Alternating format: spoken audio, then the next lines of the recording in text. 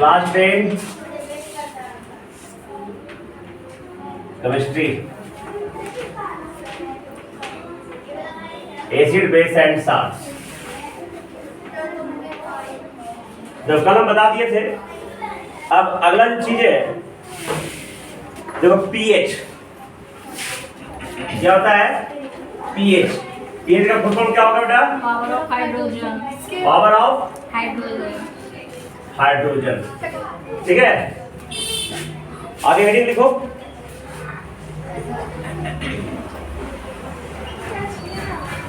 PH लिखा ना pH, लिखो एक्सप्रेसिंग द हेडिंग लिखो एक्सप्रेसिंग एसिडिटी और एल्कलिनिटी। देखो पहले पीएच नहीं नहीं वो तो बाद में लिखेंगे। हेडिंग लिखो एक्सप्रेसिंग एसिडिटी, एल्कलिनिटी मतलब बेसिसिटी बेटा। एल्कलिनिटी मतलब मैंने बेस का रूप, एल्कलिन एसिडिटी मतलब एसिडिटी। एक्सप्रेसिंग एसिडिटी और alkalinity of A solution in the term of pH. लिखा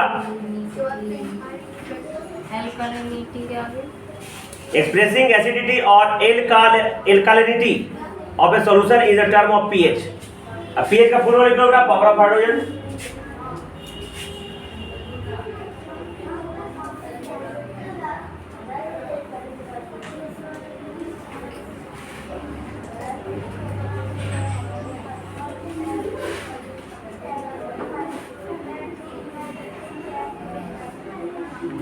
ठीक है, पीएच ऑफ सॉल्यूशन लिख डैश दो। पीएच ऑफ सॉल्यूशन लिख डैश दो। पीएच ऑफ ए सॉल्यूशन, ये सॉल्यूशन का पीएच क्या होगा? पीएच ऑफ ए सॉल्यूशन लिखो it is the magnitude of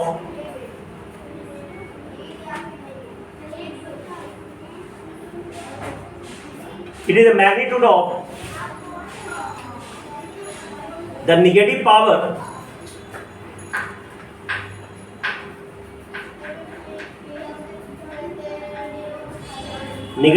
obtained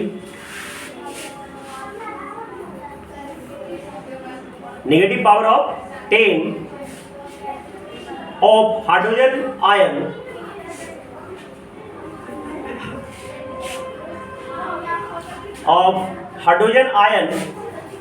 concentration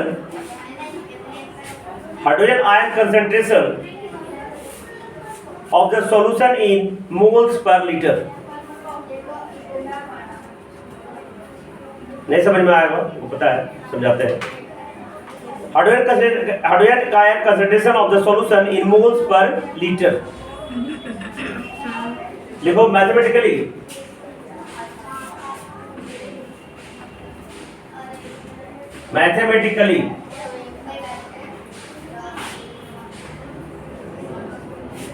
in any solution, अगर कोई सॉल्यूशन, ध्यान देना बेटा, ये हटा दिया होगा तुम्हारे टॉपिक से, एक डिफिकल्ट चीज है, न्यूमेरिकल इस पे आता है तो हटा दिया होगा।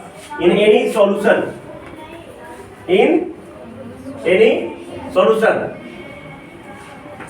H प्लस आयन कंसंट्रेशन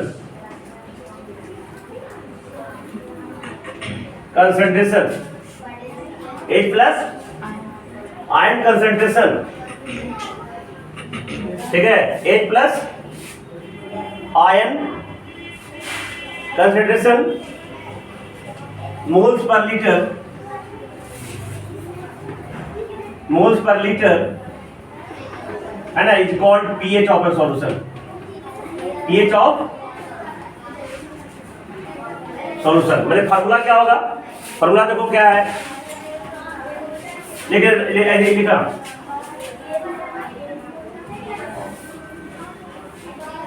ये मत लिखो, एनी सॉल्यूशन खाली लिखो, वो तो लिखा ही दिया ना। H प्लस आयन बराबर अगर 10 टू पावर x मोल हो, 10 to minus x negative power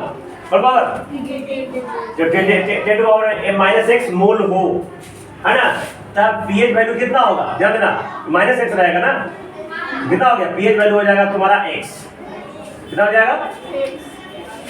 ठीक है, अगर किसी सॉल्यूशन का pH वैल्यू ऐसा रहेगा बेटा, अगर किसी सॉल्यूशन का pH value 10 to power minus 2 mole हो पर लीटर, पर 1 लीटर में, इसका पीएच वैल्यू कितना हो जाएगा? 2 पीएच वैल्यू 2 हो जाएगा। तब तुमको कहेंगे वो एसिडिक है कि बेसिक? एसिडिक हो जाएगा। पीएच वैल्यू देखो बेटा, अगर पीएच वैल्यू है ना किसी का क्या होता है, किसी का मतलब मैटर, किसी भी सब्सटेंस का या किसी भी सॉल्यूशन का, सॉल्यूशन लिख दो, सॉल्यूशन का पीएच वैल्यू क्या होगा? पीएच वैल्यू क्या रहता है? 7 से कम। क्या रहेगा? देखो 7 से 0 से बड़ा पीएच है ना, और 7 से छोटा। एक मिनट, इसको लिखने में नहीं बन रहा है, जब बाद में लिखेंगे। 0 से बड़ा लेकिन 7 से छोटा। तो हो जाएगा तुम्हारा एसिडिक। क्या हो जाएगा? ऐसा कैसे लिखेंगे हम? ऐसे लिखेंगे हम, 0 से बड़ा लेकिन 7 से, ये लिख दिए, 0 से बड़ा पीएच लेकिन 7 से, तो क्या हो जाएगा? एसिडिक हो जाएगा। क्या हो जाएगा? वो सब्सटेंस का सॉल्यूशन क्या होगा? लेकिन 7 रहेगा पीएच वैल्यू बराबर 7 रहेगा, तो न्यूट्रल हो जाएगा। क्या हो जाएगा? वाटर का पीएच वैल्यू 7 होता है, और 7 से बड़ा पीएच लेकिन 14 से, तो बेसिक हो जाएगा। कैसा सॉल्यूशन हो जाएगा वो? बेसिक। तो फार्मूला बेस निकालने का, H प्लस आयन अगर 10⁻⁻6 मोल हो तो उसका पीएच वैल्यू क्या होगा? X होगा। पीएच वैल्यू कितना होगा? अब देखो, अब एक और फॉर्मूला लिख लो बेटा, H प्लस आयन का कंसंट्रेशन इनटू है ना OH माइनस आयन का कंसंट्रेशन, इसका दोनों का गुणनफल होता है 10⁻14। कितना होता है? 10⁻14 एट 25 डिग्री सेंटीग्रेड और 293 केल्विन, सॉरी 298 केल्विन। ठीक है, अब इस फार्मूला से दो फार्मूला निकलेगा, ध्यान से देखना। अगर H प्लस निकालना हो और OH माइनस आयन किया गिवन है, तो गुना हो जाके तो क्या हो जाएगा बेटा? 10⁻14 बटा में OH माइनस आयन, और फिर OH माइनस आयन निकालना हो तो क्या होगा? 10⁻14 बटा में H प्लस आयन का कंसंट्रेशन। ये फार्मूला लिख लो, एग्जाम में नहीं पूछेगा, इसमें क्वेश्चन भी करवा देंगे हम।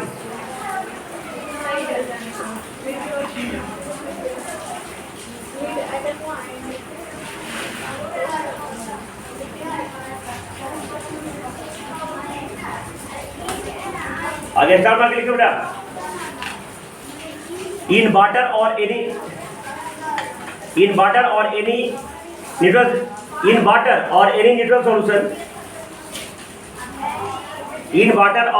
neutral solution, at 25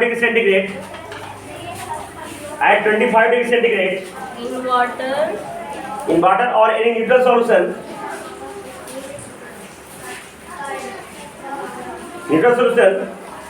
at 25 degree centigrade, concentration of H plus ions, नीचे बेटा ये काट कर नीचे लिखो, हाँ, concentration of H plus ion बराबर concentration of OH minus ion, H plus ion बराबर concentration of OH minus ion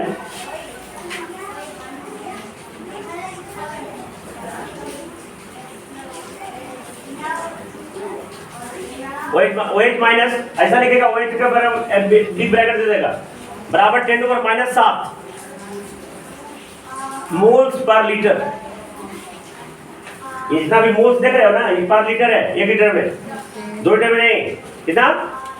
H plus ion का कहे इतना मोल अगर 1 लीटर में होगा तब पीएच वैल्यू X होगा, लेकिन अगर 2 लीटर में होगा ना तो भागा लगाना पड़ेगा 2 से। ये फोटो ड्रॉ कर लेगा बेटा, ठीक है? आइए उतार लेगा सॉल्यूशन और पीएच वैल्यू। तो अब देखो यूनिवर्सल इंडिकेटर, किसी का भी जो पीएच वैल्यू है, पीएच वैल्यू निकालते हैं यूनिवर्सल इंडिकेटर के द्वारा।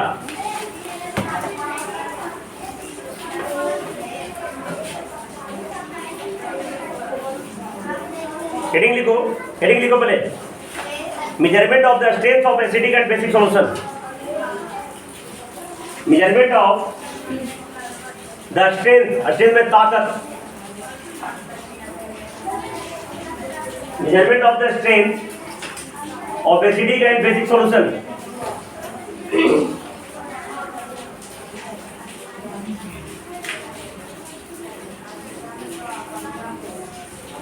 देखो, we can measure the strength of the acidic and basic character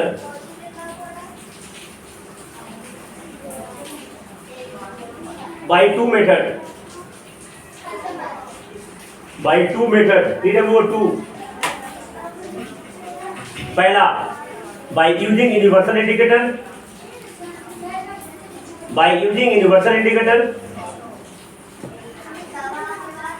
और दूसरा by using pH meter। Use माने उपयोग करना, by using pH meter। Universal indicator लिखा है बेटा,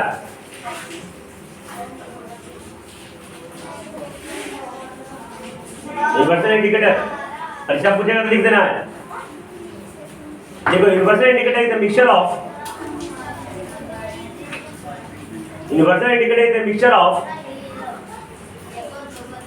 a number of indicators,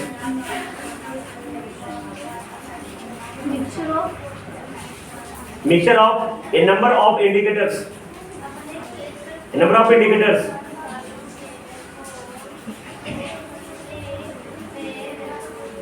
this shows which SHOWS shows different colors, at different pH values।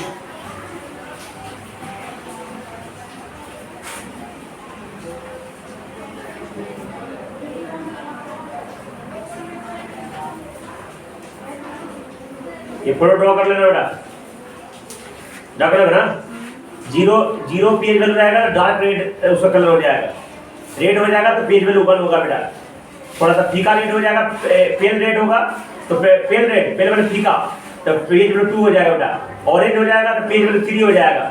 Pail orange हो जाएगा बेटा तो पीएच वैल्यू 4 हो जाएगा। अगर येलो ऑरेंज हो जाएगा तो पीएच वैल्यू 5 हो जाएगा। ग्रीनिश येलो हो जाएगा तो पीएच वैल्यू 6 हो जाएगा। 7 रह जाएगा तो ग्रीन कलर हो जाएगा। कितना कलर हो जाएगा? अगर ग्रीन हो गया तो उसका पीएच वैल्यू 7 हो जाएगा। अगर ग्रीनिश ब्लू हो जाएगा तो पीएच वैल्यू 8 होगा। अगर ब्लू हो जाएगा तो पीएच वैल्यू 9 हो जाएगा। अगर नेवी ब्लू आ गया तो पीएच वैल्यू 10 हो जाएगा। पर्पल हो जाएगा तो पीएच वैल्यू 11 हो जाएगा।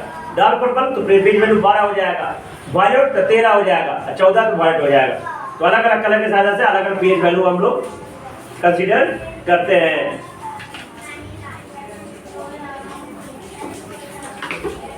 अच्छा, role of pH in everyday life. PH का हमारी जिंदगी में क्या उपयोग है, ये अपने आप इसमें देख के लिख लेना बेटा, है ना। इसमें इसका क्या क्या रोल है, जैसे कि ह्यूमन एंड एनिमल्स। हमारा ह्यूमन माने मानव, एनिमल माने जैसे हमारे शरीर में जितने भी एक्टिविटीज होते हैं ना, बहुत सारे मेटाबॉलिक एक्टिविटीज होते हैं शरीर के अंदर, बहुत सारे क्रियामल होता है। तो ये बहुत जितना भी पीएच वैल्यू जो एक्टिविटी होते हैं ये नियरली 7 से 7.8 के रेंज में होता है। कितना होता है? जैसे हम लोग ब्लड देखें, ब्लड का पीएच वैल्यू 2 होता है, ऐसा भी 2 बोलेगा, 7.2। कहता 2 नहीं होता है, वो बेसिक होता है। खून नहीं कभी गया है, जैसे चिरा गया है, कभी मुंह भी नहीं गया है, लेकिन खारा लगेगा, नहीं लगा खारा, उसका टेस्ट होता है, खारा लगता है। तो पीएच वैल्यू 7.2 के आसपास होता है ब्लड का, कहेगा। तो देखो कहता है most of the reaction taking place in our body. हमारे बॉडी के अंदर जो रिएक्शंस होते हैं उसको मेटाबॉलिक एक्टिविटीज कहते हैं ना। इस एक्टिविटी जो है सिर्फ 7 से 7.8 के रेंज में ही हमारे बॉडी में हो जाते हैं, ठीक है। जैसे देखो ह्यूमन ब्लड, मानव का जो ब्लड होता है, टीयर्स, ये में आंसू होता है, आंसू मुंह में गया है तो उसका भी टेस्ट थोड़ा सा खारा लगेगा। सलाइवा देखो, लार नहीं देखे हो, है ना। ये सब का पीएच वैल्यू कितना होता है? 7.8 4 होता है। कितना होता है? और जिसका पीएच वैल्यू जितना उतने रहना चाहिए बेटा। अगर कम हो गया ज्यादा हो गया तो समझ आओ कि तुम्हारे बॉडी डिसऑर्डर हो गए हैं, तुमको फिर दवाई खा के उसको पीएच वैल्यू सही करना पड़ेगा। ठीक है, तो पीएच वैल्यू का बहुत बड़ा जो एसिडिक से है एसिडिक ही होना चाहिए, बेसिक है बेसिक ही रहना चाहिए, है ना। तो कहता है पीएच फॉल्स बिलो 7.9 एंड अगर 7 से पीएच वैल्यू तुम्हारे बॉडी के अंदर का एक्टिविटी का कम गया, पीएच 7 से कम गया और 7.8 से बढ़ गया तो survival of living organ become difficult. तो आदमी मर जाएगा, सर जीना मुश्किल हो जाएगा बेटा। इसलिए तुम्हारे बॉडी का जो पीएच वैल्यू जितना भी एक्टिविटी है उसके 7 से 7.8 के रेंज में ही होना चाहिए। अगर इससे ज्यादा है 7 से कम गिर गया पीएच वैल्यू तो भी जीना मुश्किल हो जाएगा, और 7.8 से बढ़ जाएगा तो भी जीना मुश्किल हो जाएगा। देखो pH of rain water falls below 5.6 become more acidic. देखो बरसात गिर रहा है तो ये डिस्टिल वाटर है, तो इसका पीएच डिस्टिल वाटर का पीएच वैल्यू कितना होता है? 7। लेकिन अमेरिका बहुत ज्यादा तरक्की कर चुका है, ज्यादा तरक्की करता है उसको घटा भी होता है, तो उसमें जो रेन होता है कहीं कहीं जगह एसिडिक रेन हो जाते हैं। तो एसिडिक रेन मतलब उसका पीएच वैल्यू 5.6 से नीचे आ जाता है। 5.6 तक रहेगा ना तो कुछ नहीं, शरीर पे गिरा तो हल्का फुल्का चमड़ा दिए छाई हो जाएगा। लेकिन अगर 5.6 से रेन में ज्यादा कम हो जाएगा ना वो तुमको खतरा हो जाएगा फिर। और वो पानी अगर एक्वेटिक एनिमल्स में चला जाएगा, नदी में वो पानी चला गया एसिडिक रेन वाला, तो उसमें रहने वाला मछली मर जाएगा, उसमें कीड़ा मकोड़ा मर जाएगा। ठीक है, तो पीएच वैल्यू एसिडिक रेन का 5.6 से अगर कम नहीं होना चाहिए। ये सब का एक बहुत है। इसके बाद जो है जितना भी एक्टिव लाइफ है बर्बाद हो जाएगा, एक्टिव लाइफ बर्बाद हो जाएगा तो हमारे जीवन में भी। अब डाइजेस्टिव सिस्टम में अगर हमारे पेट में एसिडिटी हो जाता है, मैंने पीएच वैल्यू 7 से कम हो गया तो हमारे एसिडिटी हो जाता है, उसको ठीक करने के लिए हम लोग एंटी एसिडिक का इस्तेमाल टूट डीके।